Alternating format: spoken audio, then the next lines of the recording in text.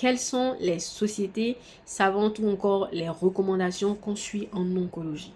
Avant de répondre à cette question, je t'invite à t'abonner, partager la vidéo et surtout commenter pour m'encourager. Si tu as des questions, n'hésite pas à me les poser. Ce sont tes questions qui font vivre ce compte. Ce sont tes interrogations qui me permettent de proposer du contenu. Alors, c'est parti.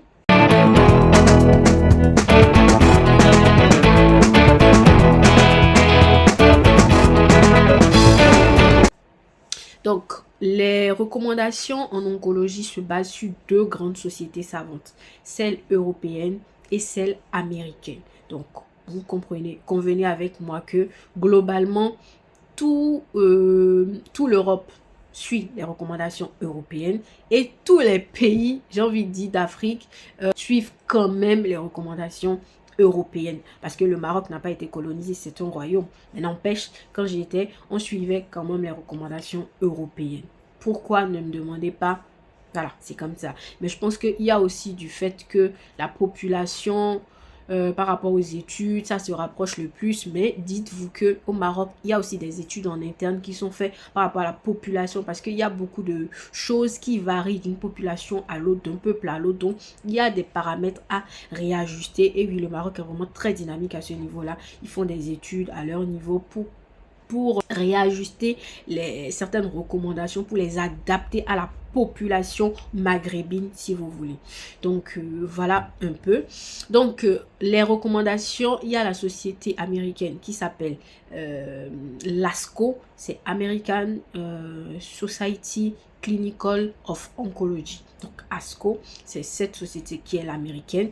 Et la société européenne, c'est l'ESMO et c'est European Society for Medical Oncology. Donc, ESMO. Voilà. Donc, voilà les deux grandes sociétés. Vous entendrez parler par moment de NCCN, mais on ne suit pas trop NCCN parce que le rassemblement de plusieurs centres qui refont les recommandations. Donc, bon, il est là, mais on l'utilise peu. D'accord? De toute façon, c'est américain, donc en soi, ça ne nous regarde pas. Et sur certaines pathologies, organes, il y a des recommandations spécifiques à chaque pays. Donc, en France, on a la société, par exemple, française d'urologie, SFU, qui a ses recommandations en rapport avec la prise en charge des cancers génitaux urinaires. On a la société gastro-entérologie qui a ses recommandations pour la prise en charge de tout ce qui est de l'ordre du digestif. Pareil pour le mammaire, pareil pour tout. Donc, indépendamment de cette recommandation européenne de l'ESMO, quand on est en France, on se base sur chacune des sociétés et sur chacune des recommandations faites sur le plan local.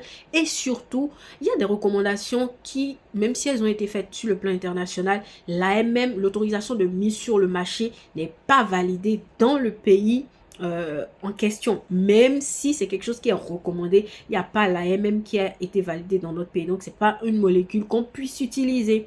Donc il y a tous ces paramètres là et c'est pourquoi il faut regarder dans le pays de résidence là où on est, les recommandations qui sont utilisées, mais encore l'HAS, c'est Haute Autorité de Santé. Voilà, donc c'est elle qui permet de dire pour tel médicament, vous devez l'utiliser dans telle indication, c'est validé, j'autorise le remboursement. Parce qu'il y a des traitements qui sont validés dans telle pathologie, mais qui ne sont pas remboursés. Si ce n'est pas remboursé, c'est difficile de le prescrire au patient parce que de toute façon, voilà, c'est pas remboursé. Alors que le patient, il est sous 100%, il ne peut pas payer de sa poche le traitement. Donc voilà, globalement, de façon assez ramassée, les deux points à retenir, les deux sociétés à retenir, et tout tourne autour de cela.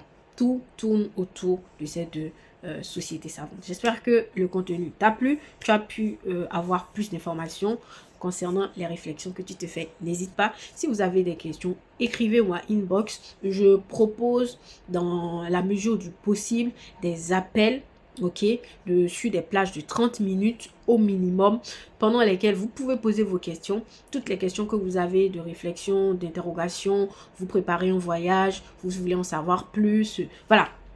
Que ce soit un voyage, par exemple, au Maroc ou encore en France. Parce que oui, il y a aussi cette option d'aller en France pendant qu'on est au Maroc ou après le Maroc. C'est au choix et c'est en fonction de vos projets. Voilà. Si vous avez des questions, écrivez-moi sur le mail qui est dans la description. Je réponds toujours, même si ça met du temps, je réponds quand même. Voilà, c'était moi. Je vous souhaite une bonne fin de journée. Bye.